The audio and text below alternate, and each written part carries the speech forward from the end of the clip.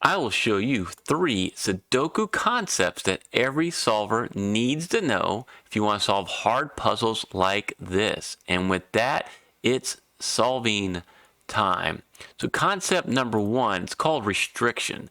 So you can solve cells immediately if they are restricted to just one cell in each block. You may be familiar with that. So look at these 7s. And this 7 means there's only one place for a 7 in block 1. Solve it right away.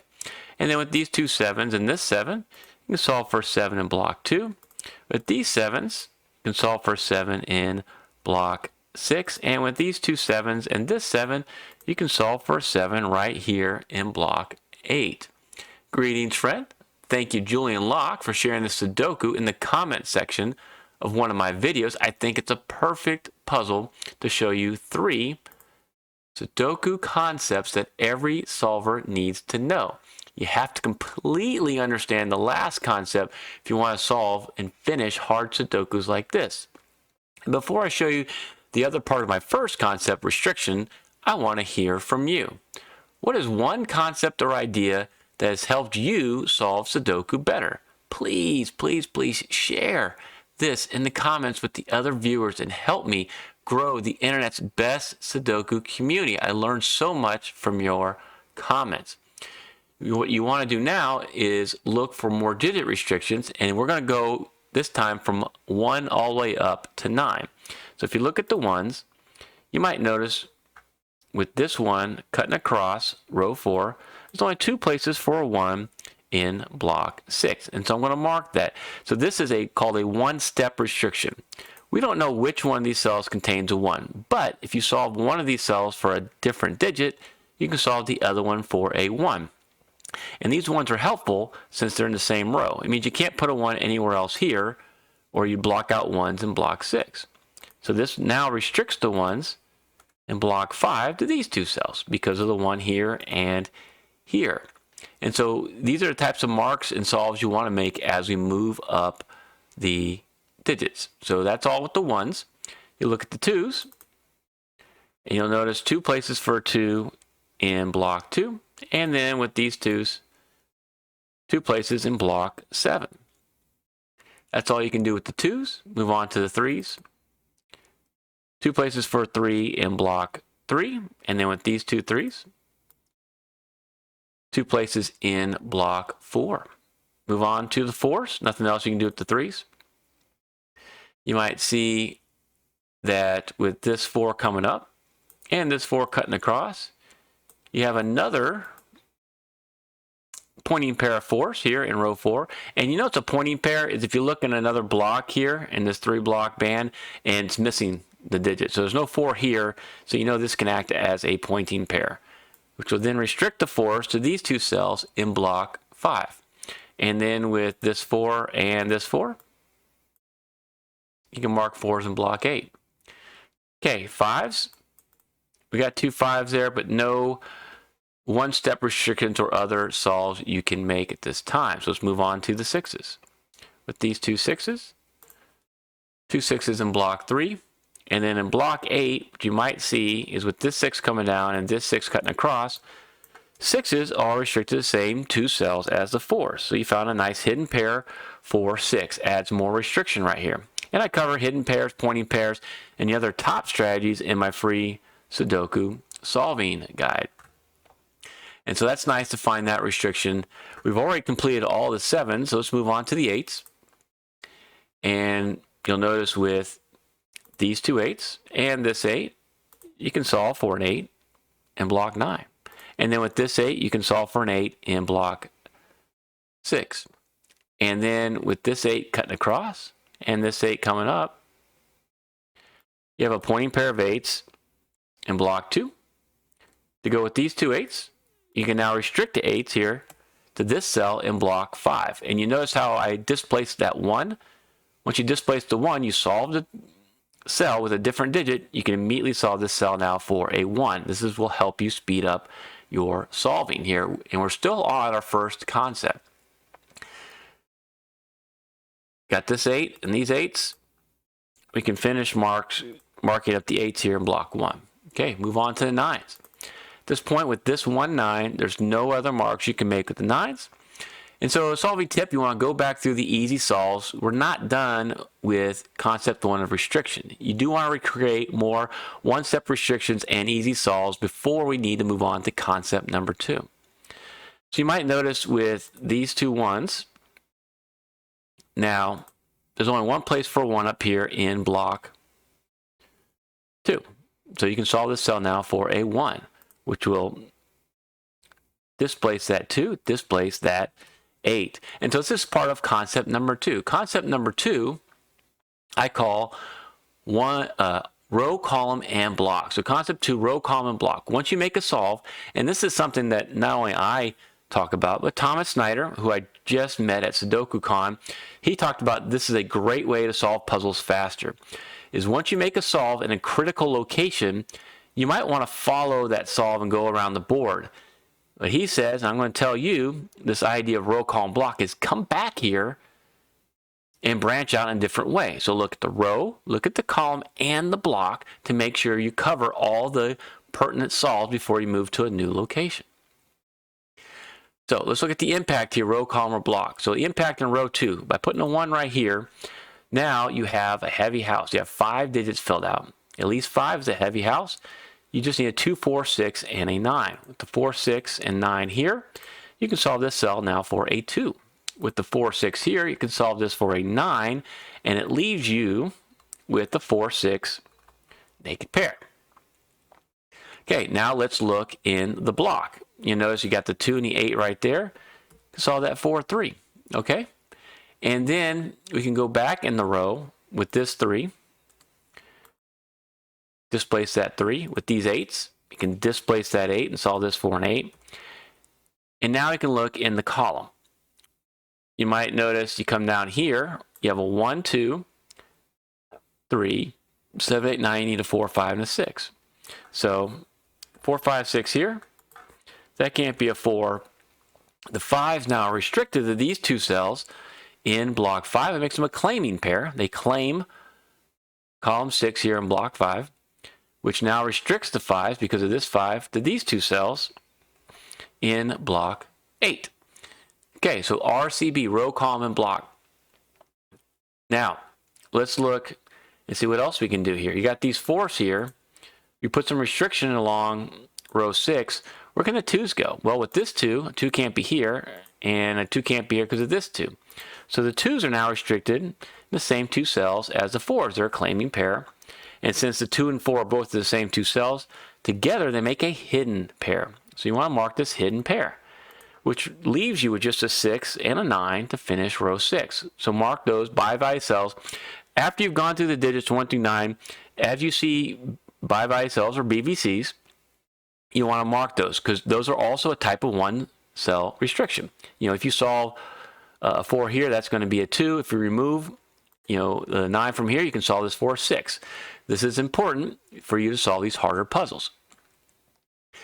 Now, you can also look for a heavy house right here. You have this 2, 4, 6, 7, 8, 9. Just need a 1, 3, and a 5. And since the 3 is right there, you might notice now this is a claim pair 3s in block 9. And then if you look up here, come back up here, with these two 9s, you can put 9s in block 1. And that is about it. That's about all the marks you're going to make, all the easy solves you can make at this point. And this is why you need my third concept. You got to move to that if you want to be able to solve the rest of this puzzle. And we're going to need it quite a few times because this third concept is the backbone of advanced strategies. And I always say when you have used up the normal, most popular strategies like we have, then you need to start looking either at single candidate strategies or by value cells. That's where you're going to find the advanced strategies that you need to move forward. And so let's look at the single candidate strategies. We have lots of digits filled out here, so let's check out where the 1s can be. Where can a 1 be in this puzzle, the remaining possibilities? And I'm going to remove that 1. I notice it's still there. Okay.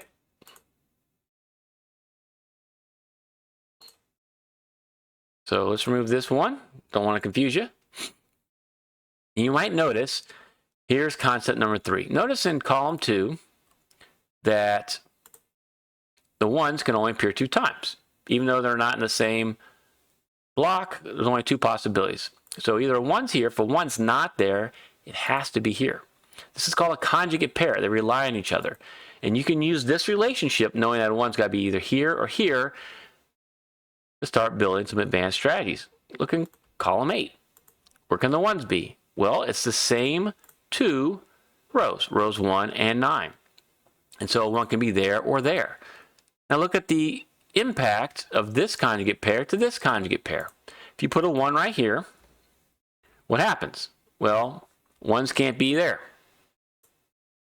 So then you force a 1 right there. Conversely, if one's not there, you end up forcing a 1 right here, which removes the ones from these 2 cells, and you can solve for a 1 right there. You notice how one's got to be there and there, or there and there. Those are the only possibilities. This is a Sudoku X-Wing. And if you're really sharp, you might notice that if you looked in these rows, rows 3 and 7, you have the same situation, 2 conjugate pairs in the same columns. Creates exact same eliminations, all right? So with this X-Wing, one's there and there, or there and there. Since you know it's got to be in those cells, you can remove all other possibilities of 1 in those rows. All right, you can remove ones from these 2 cells and from these 3 cells. Because you put a 1 there, if you put a 1 there, you'll end up 2 places for a 1 for columns 2 and 8 are both restricted to row 1. That'd be bad, right? If there's a 1 across here, you can't put a 1 there and there to fill in columns 2 and 8. So you can eliminate all those extra possibilities. And then what does that do for a puzzle? Well, you'll notice that you can mark all these blocks for 1s. And since you removed the 1 from here, there's only 1 possibility left for a 1 in column 9. And it's right here in block 6. So you can solve that for a 1 and remove that mark. Nice. Okay, you're not done. We just looked at the 1s and you found an advanced strategy using conjugate pairs. And we're going to keep cycling through these 3 concepts because you're going to keep getting stuck and you got to find one of those 3 to get you to the next piece. All right, if you looked at the 2s and you mark them, well, they're not going to go there because of this hidden pair. You're going to see that you really can't do anything. There's no more advanced strategy you can make with the 2s. So look at the 3s. Let's see where all the 3s can be in this puzzle. Because we're getting somewhere by using these single candidate strategies. 3s can be there. They can be here. And looks like they can be there. Now you might see something here if you're looking for conjugate pairs. There's actually several different advanced strategies that you can use right now. I'm going to show you the one I saw first, and it's probably the most popular and actually the most powerful of the 3 or 4 that you could apply. Notice there's a conjugate pair in row 5. And one of these cells shares a column with a conjugate pair in row 7. And we'll actually going to make this yellow. And you'll notice that the tips of the conjugate pair, if you're looking sideways, this is the base, this is the tip. This other tip is in a different column, but in the same 3-band block. So you have a great relationship here with those conjugate pairs. So either this is a 3. If that's a 3, anything that sees it or shares a row, column, and block with it can't be a 3. If it's not a 3, because of the conjugate pair, this would have to be a 3, bumps a 3 out there, and puts a 3 right here. So you see that you have to have at least one 3 in one of these yellow cells, right? It's going to be there. If it's not there, just what I showed you, a 3 has to be there. This is a Sudoku skyscraper, and it's kind of a sideways skyscraper. where these are the bases or foundation, these are the tips. And what you can do is eliminate a 3 from any cell that sees both yellow cells. So these cells share the block with this cell, and they share the column with this cell, so they can be eliminated. I'll put that yellow cell back. And then with these two cells, they share, this cell shares the column here, and it shares the block here. So you can remove that. And then what does that do? You'll notice now there's only one colored cell in block 8. This has to be a 3, because there's no other place to put a 3 now because of that skyscraper. And then these are the only places for 3s in block 5. Okay, so you found that skyscraper. Now we're going to go back to concept 2. Row, column, and block, impact on row, column, and block. You notice is you now have a 5, 9 to finish block 8 right there. And now you only have a 2, 3 naked pair right here. And the 9s, because the 9 has to be here and here, the 9s are restricted to these two cells in block 5. And that's all you can do there. You're going to get stuck again. But we have to find something else. You can look at the 5s, and what you'll see, I'll fill out the 5s here for you to show you there's a huge lack of conjugate pairs. I mean, you have this conjugate pair right there. You got this right here. They don't really jive very well with each other, unfortunately. So you'll notice no advanced strategies here. You have that conjugate pair and that one. You have this right here. Can't do anything with that, unfortunately. So let's move on to the 6s and see if there's something else we can do. Okay, the 6s. You got a conjugate pair there. Those 6s can be there. They can be in these 4 cells. Some interesting shapes there that I call the empty rectangle shapes, which is another advanced strategy. And let's see what we can do here. So there's a couple things going on. We can actually make a solve. Maybe the biggest conjugate pair that stands out to you could be this one. But for me, it's this one right here. This is very important, the 6 and 9 naked pair. Because what I want to do is actually compare it to this row right here.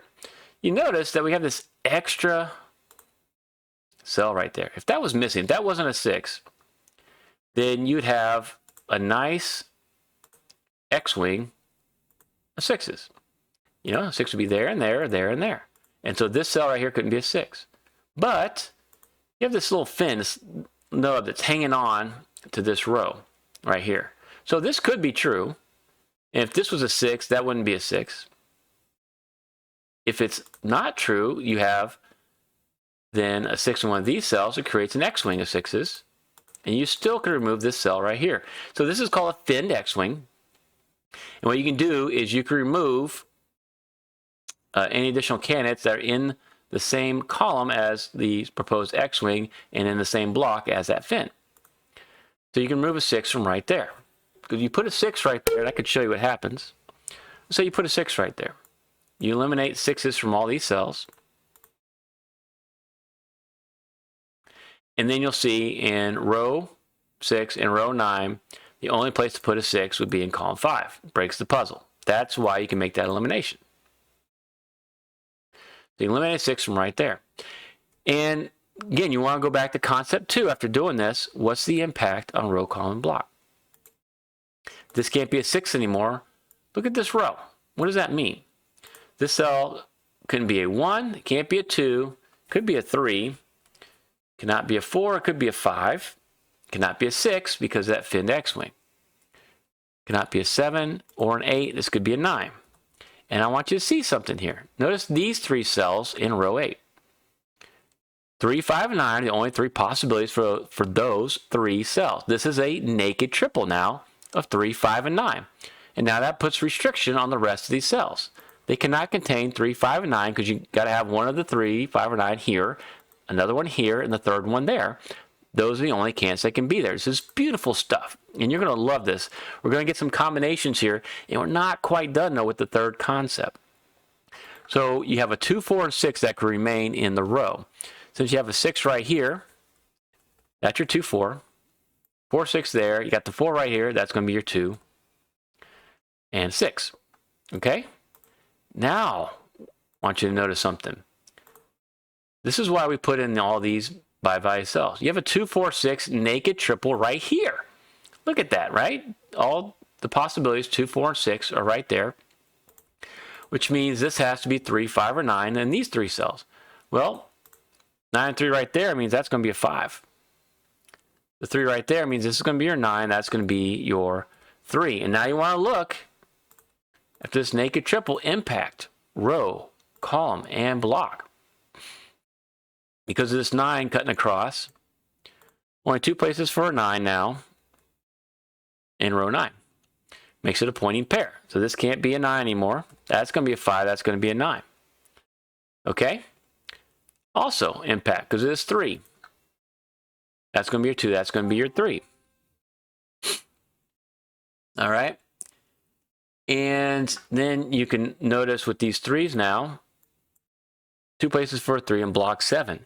And unfortunately, that is going to be about it. I mean, you can take this 2 and mark 2s right here if you want.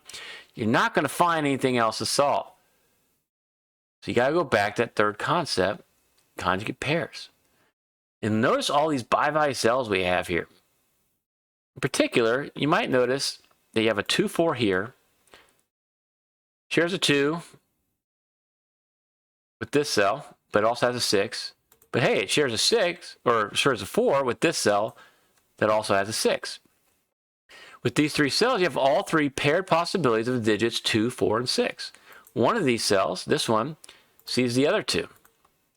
So, because of conjugate pairs, a conjugate pair can also exist within a by-value cell. So this is either a 2 or it's a 4. We'll check out both possibilities. If this is a 2, that has to be a 6. If this is a 4, though, the other possibility, only other possibility, then that's a 6. So no matter what value the cell is, one of these 2 cells has to be a 6. This is a Sudoku XY wing, also known as a Y wing, also known as a bent triple. And this is awesome because now you can eliminate a 6 from any cell that sees both the blue ones. Well, you look right there. That sees both blues. You can remove a 6. And since it's a by-value cell, it's a one-step restriction, one step away from solving it. So let's look at the impact here. Solve that for a 4. Look at row, column, or block. Well, look in the row. That means that has to be a 6 now. Look in the column. That's going to be a 2. That's going to be a 6. And we can remove our colors. And then look in the block. What you have left here is 1, 6, and a 9 with the 6, 9 there. That's got to be a 1, and that's going to be a 6, 9. So we're using concept 2. And you want to use concept 2 and concept 1 about restriction to make more solves here. All right? And so you might notice with this 1 here, you can displace that 1. That has to be a 1. And because of these 4s, only place for a 4, that's going to be only place for a 5 in block 3. Okay. With this 2, that's got to be your 4, right? Part of that hidden pair. And then you can use that to make some more solves here. You notice with this 6, that's got to be a 4, that's got to be a 6. And with this 4, that's got to be your 2. Displacing this 2, you can solve this for a 2 now. What do you have left? Looks like a 9 and 6. With this 6, there's your 6, there's going to be your 9. Nice. And then with this 6, that's got to be a 5 now. And you just keep working through these restrictions. With this 9, you can displace that 9, solve this cell now for a 9. You have a full house, 8 of 9 cells filled out. Only thing missing is a 4, so you can solve that for a 4. And then with this 1, you know you can remove the 1 from here and solve this cell now for a 1. Displace this 1, solve this for a 1, displace that 3, which makes this a 5, makes that a 3. This lone 2 means that you'd already displaced a 2, so you can solve that for a 2, and this is going to be your 5. Nice. And then you might notice with, you got the 5 right there, 6 and a 9 remain. With this 9, or excuse me, with that 6, that's a 9. There's your 6. There's your 9. All right, that's going to be your 6. And here's going to be a 9 right there. With this 5 and 4, that's got to be a 6. And this is going to be your 4. And you look here, you got one more digit remaining. Your last digit is a 5. Now apply the concepts you just learned to this next puzzle. Thank you so much for watching.